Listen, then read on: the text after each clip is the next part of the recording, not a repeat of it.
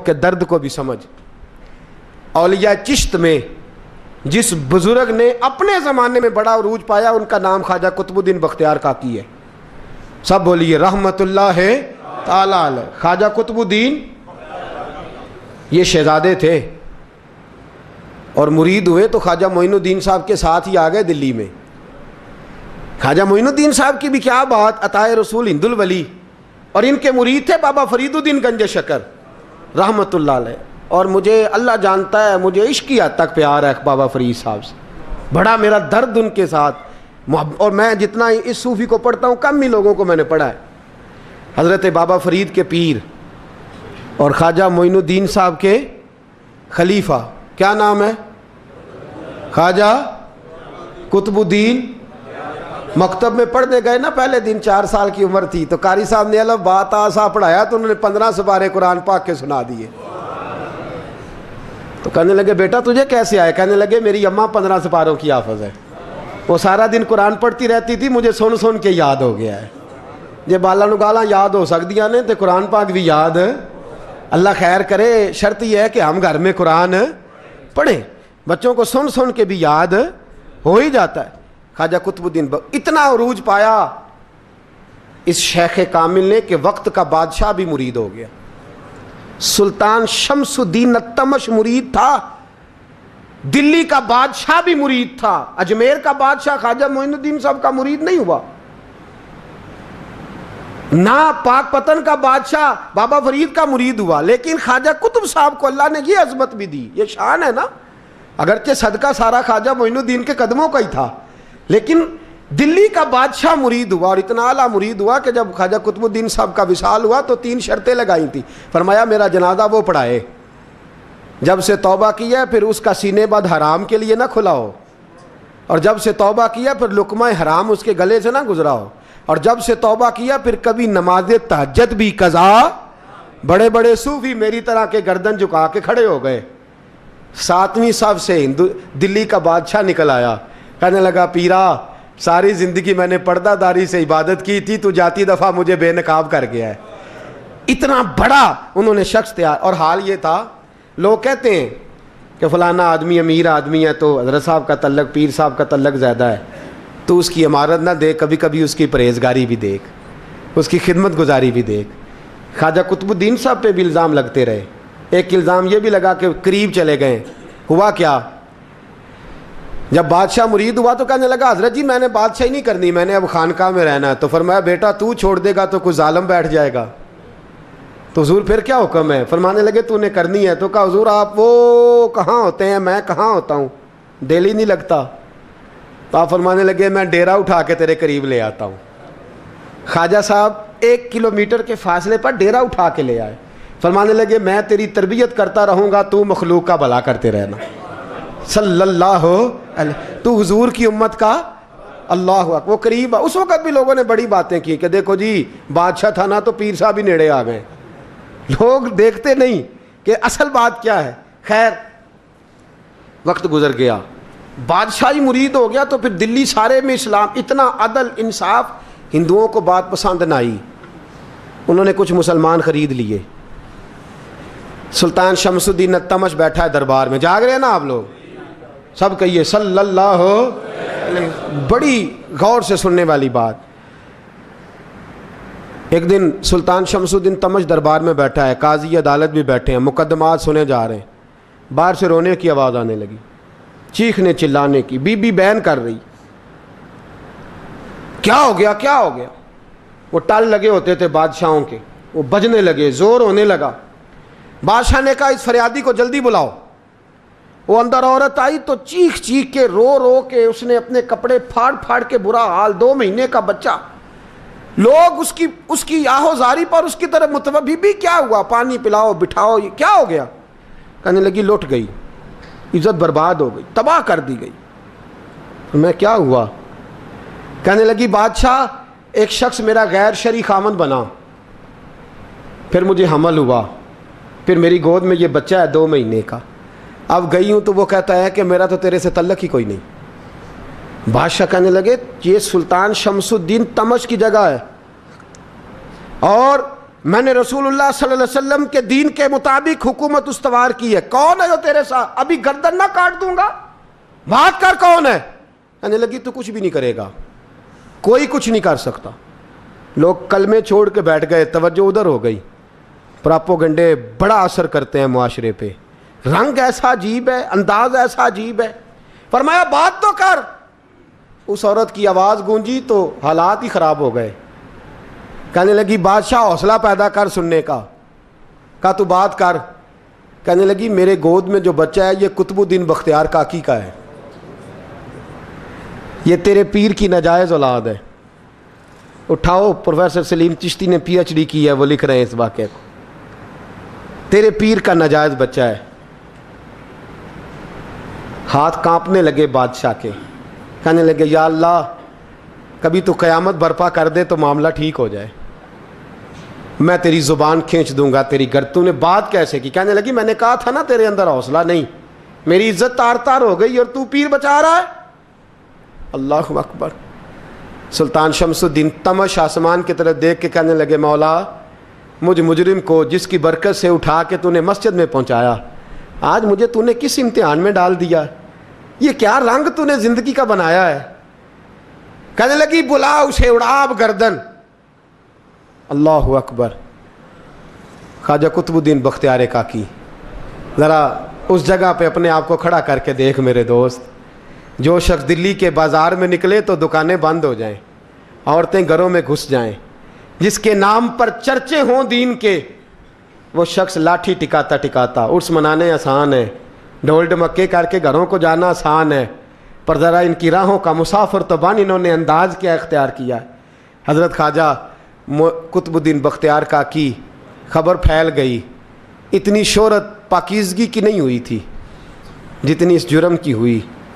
لاٹھی ٹکاتے ٹکاتے جب پہنچے نا بادشاہ کے دربار میں، بادشاہ اٹھنے لگا، قاضی اٹھنے لگا، لوگ اٹھنے لگے، تو قطب الدین بختیار کاکی کی آنکھوں میں آنسو آئے، مانے لگے بیٹو بیٹھ جاؤ، آج میں پیر بن کے نہیں آیا، میں مجرم بن کے آیا۔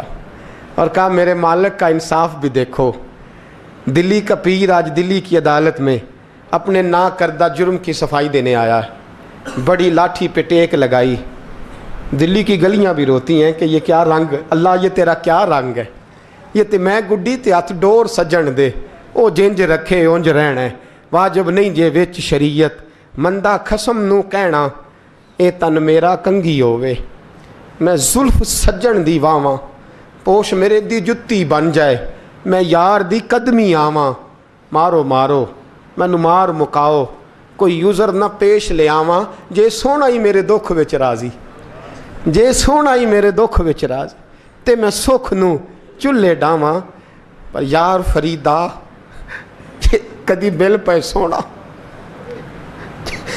یار فریدا جے کدی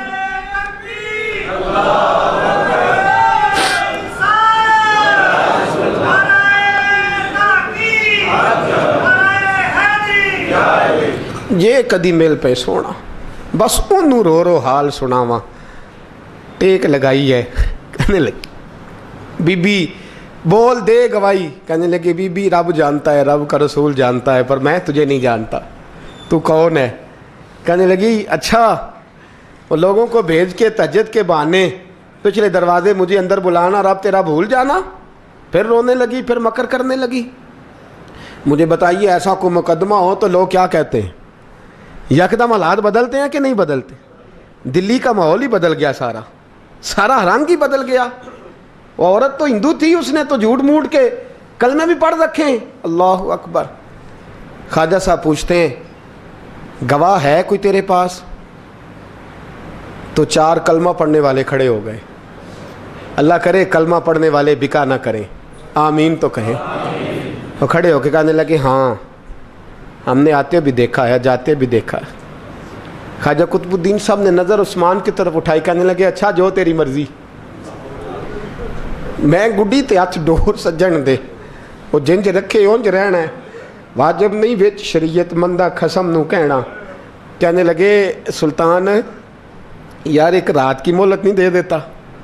میں سویرے، سلطان بھی رو پڑا کہ پیر صاحب میں میں نوکر اور میں بولتے ہیں اچھا حضور جیسے مرضی.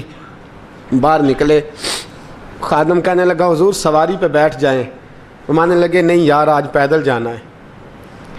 اس دلی کے چونکوں نے مجھے بڑی سلامیاں دی ہے, ذرا میں دیکھوں تو صحیح دلی کے بازار میری رسوائی پہ کیا کہتے ہیں. مجھے ذرا یہ پتھر بھی کھانے دے, ان کا ذائقہ بھی. پیدل گئے, دنیا سو گئی تو دلی کے بادشاہ نے اجمیر کی طرف منہ کیا. خواجہ معین الدین حیات تھے. بے خبر ہو جو غلاموں سے وہ آقا کیا ہے, بے خبر ہو جو غلاموں سے وہ منہ کیا. کہنے لگے معین الدین میں کوئی لوارس تو نہیں نا, میں کوئی لوارس ہوں کہ یہاں جو میرے ساتھ مرضی ہو جائے. تیری مجبوریاں درست مگر تیرا وعدہ تھا ساتھ دینے کا, وقت آیا ہے. میں کوئی لوارس نہیں کہ اب تو اجمیر میں بیٹھا رہے اور میں دکھ سارا اکیلے برداشت کروں. بڑھاپے کا مجھے بھی پتہ ہے, کمزوری کا مجھے بھی پتہ ہے, ذوف کا مجھے بھی پتہ ہے, پر تتی تھوڑے تھکڑے خاندڑیاں, میں بھی تو تیرے نام تو مفت بھی خاندڑیاں. مجھے بھی تو پتہ ہے نا منم غلام نے علی حیدریم قادریم تمز احمد رضا خامی زنم.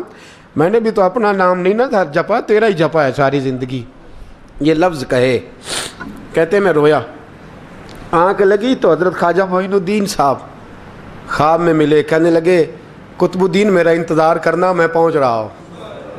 میرا انتظار کرنا, میرا انتظار. کیا کہا میاں صاحب نے؟ کہتے ہیں مالی دا کم پانی دینا, پھل کچے ہون یا پکے, اے پیر مرید دے سر تے ہی رہندا ہے, جھوٹے ہون یا سچے.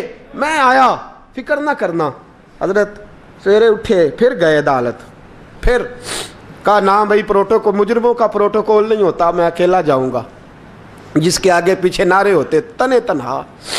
2-4 منٹ زیادہ لے لوں آج آپ حضرات. کہتے میں پہنچا عدالت اور جا کے جب کہا نا کہ ہاں جی حضور بتائیے, گواہ بھی خلاف ہے, مقدم بولیں, تو کہنے لگے مجھے میرے شیخ نے حکم دیا ہے کہ میرا انتظار کرنا. پھر وہ جو باتیں کرنے والے تھے کہنے لگے جی کون گیا تھا اجمیر, کون آیا ہے وہاں سے, ہمیں روحانی باتیں نہ بتائی جائیں. یہاں سے تو ایک دن میں پہنچا نہیں جا سکتا, ٹرین بھی 36 گھنٹے لیتی ہے دلی سے جانے میں. تو کہا یہ کیسے ہو سکتا ہے, کوئی رات کو رات آپ کو خبر ہو گئی, آپ کیس کو لمبا نہ کریں. بادشاہ مرید ہے, لگتا ہے کہ یہ راتوں رات بھگا دے گا پیر کو. اتنی باتیں خواجہ صاحب نے سنی. جب بے گناہ آدمی کو یہ باتیں سننی پڑتی ہیں پھر دل بڑا ٹوٹتا ہے, پھر بڑی تکلیف ہوتی ہے. حضرت کہنے لگے یارو تمہاری مرضی. شمس الدین تمش کی آواز گونجی. فرمایا جیسے انہوں نے کہا ویسے کیا جائے گا. 3 دن کے لیے عدالت برخاست کر دی جاتی ہے. چیم گوئیاں ہونے لگی, پھبتیاں کسی جانے لگی. تیسرے دن شام کا وعدہ تھا, چوتھے دن عدالت جانا تھا. قطب الدین بختیار کاکی کے پاس لوگ آ کے افسوس کرتے تو آپ بولتے نہیں. یہاں تو لوگ صفائیاں دیتے ہیں, بولتے نہیں. فرماتے یار میں گڈی تے ہاتھ ڈور سجن دے, وہ جینج رکھے, میں اونج ہی رہنا ہے, جیسے اس کی مرضی ویسے. جیڑیاں گڈیاں آپ پہ اڈیاں ہو نہ چڑھن اونچائیاں, وہی گڈیاں اونچیاں اڈیاں جڑیاں سائیاں آپ چڑھائیاں. فرمایا ٹھیک ہے جیسے وہ رکھے, میں راضی ہوں. اللہ اکبر. تیسرے دن کی مغرب کا وعدہ تھا. جب مغرب کا سورج ڈوب گیا نا, بڑے قافلے اجمیر سے آئے پر معین الدین نہ آیا. وعدہ کیا تھا یار نے, آؤں گا دن ڈھلے. وہ خواجہ غلام فرید صاحب رحمۃ اللہ تعالیٰ علیہ فرمایا کرتے تھے نا, کوا کھانے لگا آنکھیں تو کہنے لگے کاغا اے تن سارا ہی کھائیو, میرا چن چن کھائیو ماس, میرے 2 نین نہ کھائیو, مینو پیا ملن دی آس. نے کہا سارا کھا جا, آنکھیں چھوڑ دے. اس نے کہا تھا میں آؤں گا, انتظار لمبا ہو گیا ہے پر میری امید تو نہیں نہ ٹوٹی. مغرب کی اذان ہوئی تو لوگ کہنے لگے لو جی اب بس ہو گئی. خواجہ قطب الدین صاحب نے اللہ اکبر کہہ کے مغرب کی جماعت جب میدان میں کھڑی کی تو اپنی بھی چیخ نکل گئی, آئی نہیں. لیکن جب نماز کا سلام پھیرا تو خواجہ معین الدین صاحب کی 2 رکعتیں ابھی باقی تھیں. خواجہ صاحب پیچھے نماز پڑھ رہے ہیں, سلام پھیرا اور نماز کے بعد جب اٹھے نا تو خواجہ صاحب کے سینے کے سینہ لگا. تو کہا حضرت جی میں شہزادہ تھا, آپ نے کہا تھا خشک روٹی کھانا تو میں نے خشک کی کھائی ہے, آپ نے کہا تھا فاقے کرنا تو میں نے کیے ہیں, آپ نے کہا وطن واپس نہیں جانا تو میں نہیں گیا. حضور اس امتحان کا آپ نے بتایا ہی نہیں تھا, یہ مجھے بتا جاتے اب اس سفید داڑھی سے میں جواب دیتا پھروں. خواجہ معین الدین صاحب نے جھٹکا, پیچھے ہٹ, تو زیادہ عزت والا ہے کہ یوسف زیادہ عزت والا تھا؟ تو زیادہ مقام والا ہے کہ عائشہ زیادہ مقام والی تھی؟ چپ کر, یہ کچھ صوفیاء کا طریقہ ہے, چپ کر. عرض کی حضور غلطی ہو گئی, میں پہلے نہیں رویا, تو ملا ہے تو رویا ہو. میں پہلے نہیں تڑپا, میں نے شکوا نہیں, تو ملا ہے. اپنا ہی کو ملے تو دکھ یاد آتے ہیں نا. فرمایا چپ کر, جا سلطان سے کہہ دے سویرے نماز کے بعد عدالت لگا دے. سویرے جب عدالت لگی نا تو خواجہ معین الدین صاحب بازو پکڑا خواجہ قطب صاحب کا, نکلے تو دیکھا لائنیں لگی ہیں, مجمع لگا ہے, آنکھوں میں آنسو آ گئے. کہا حضور آپ کیوں روتے ہیں؟ فرمایا میرا دل تھا لوگ میرے کتب کی شان دیکھنے آئے, یہ کتنے بدبخت ہیں, میرے کتب کی رسوائی دیکھنے آئے. کتنے نالائق ہیں, رسوائی دیکھنے اتنے آئے ہیں, شان دیکھنے آتے ہی نہیں. اللہ اکبر. جب میدان لگا خواجہ صاحب پہنچے, عورت کو کہنے لگی اللہ سے ڈر جا, وقت تھوڑا ہے, تو مر جائے گی. کہنے لگی مجھے داستانیں نہ سنائیں. قاضی صاحب سے کہنے لگے قاضی صاحب آپ حقیقت حال سے آگاہ ہیں, خیال کریں. کہنے لگے خواجہ صاحب دلیلیں نہ دیں, گواہ لائیں, واز نہ کریں. خواجہ صاحب رحمۃ اللہ علیہ کہنے لگے گواہوں کو بلاؤ. گواہ آئے تو خواجہ معین الدین صاحب نے نظر, تم ہو میرے کتب پر, میرے کتب کے جرم کے گواہ. ان کی زبانیں کانپنے لگیں, ہاتھ کانپنے لگے. میں بولتے کیوں نہیں؟ جب ان کی نظریں جھکی تو بادشاہ کہنے لگا اگر اب تم نے گواہی نہ دی تو تمہیں میں مجرم بنا کے 80 کوڑے ماروں گا. کہنے لگا جی دیکھا ہے, جی دیکھا ہے ہم نے تہجد کے وقت. جب سب گواہیاں پوری ہو گئیں, عورت بھی تڑپ رہی ہے, رو رہی ہے, 2 مہینے کا بچہ گود میں ہے. اب بولیے بولیے, علماء ظواہر بھی کھڑے ہیں, حسد کرنے والے جلنے والے بھی کھڑے ہیں, ہندو تو ویسے ہی تالیاں بجا رہے ہیں. اجمیر کا بوڑھا, اور یہ آخری پھیرا تھا خواجہ معین الدین کا دلی میں. اس کے بعد ظاہراً دوبارہ نہیں آئے. اٹھے لاٹھی ٹکاتے ٹکاتے اور میدان کے اندر جا کے نا, بڑے میدان میں مجمع تھا, سر سجدے میں رکھا. کہنے لگے یا اللہ میں ہندوستان مرضی سے نہیں آیا, تیرے رسول کا بھیجا آیا ہوں.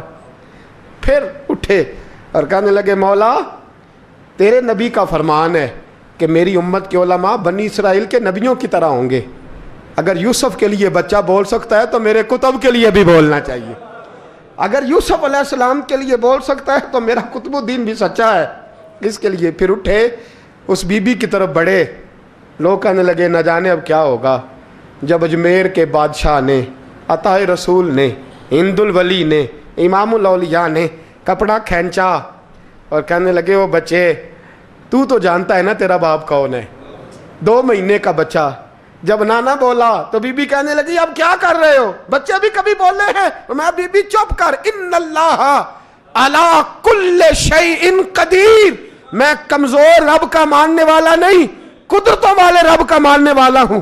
وہ چاہے تو بچے بھی بولتے ہیں. قرآن کہتا ہے حضرت عیسیٰ بولے تھے انی عبد اللہ آتانی الکتاب. مریم بھی تو ولی اللہ تھی, وہ نبی تو نہیں تھی. اگر ولی اللہ بنی اسرائیل کا ہو بچہ بول سکتا ہے, تو اگر ولی اللہ محمد عربی کی امت کا ہو تو بچہ پھر بھی بول سکتا ہے. یوں کپڑا ہٹایا, بچہ بول. 2 مہینے کا بچہ ماں کی گود میں اٹھ کے بیٹھ گیا اور بچہ بول کے کہنے لگا السلام علیکم یا ولی اللہ. جب یہ لفظ ادا کیے تو نعرے لگنے لگے, لوگ رونے لگے. بی بی بے ہوش ہو کے گری, فرمانے لگے مجھے سلام نہ کر, میرے کتب کی بات بتا. کہنے لگا قسم ہے اللہ کی عزت کی, وہ سامنے مجمع جو سردار بیٹھا ہے وہ میرا باپ ہے. قطب الدین تو بے گناہ ہے, قطب الدین تو بے گناہ ہے, میرا باپ تو وہ بیٹھا ہے. یہ قاضی بھی سازش میں شریک ہے. کئی مسلمان خریدے گئے, یہ گواہ خریدے گئے. جب گواہی ہو گئی, بچہ یہ لفظ کہہ کے اللہ اکبر کہتا ہوا پھر چپ کر گیا. خواجہ قطب الدین صاحب کا بازو پکڑا, خواجہ معین الدین صاحب نے مجمع سے باہر نکلے. لوگ کہنے لگے حضور آپ کچھ بولتے نہیں. فرمانے لگے جس نے بولنا تھا وہ بول چکا ہے, جس نے بولنا تھا وہ جو جادو, وہ جو سر چڑھ کے بولے. فرمایا تم نے افواہوں پہ نظر رکھی اور میں نے اللہ کی قدرت پہ نظر رکھی. تم نے اس کے کردار کو جھنجھوڑا اور میں نے اس کے کردار کو تعمیر کیا. حضرت سلطان شمسالدین تمش بھی پیچھے دوڑے، کہا حضور کہاں لے جا رہے ہو؟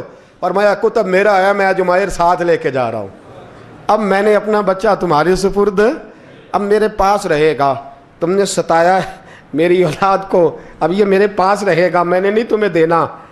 لوگ راہیں بچھا کے، نظریں بچھا کے بیٹھ گئے، پاؤں میں گر گئے، کہنے لگے حضور ہمارے لیے نہیں، رسول اللہ کے دین کے لیے، ہمارے لیے نہیں، تعمیر شریعت کے لیے، ادائے سنت کے لیے چھوڑ جائیے۔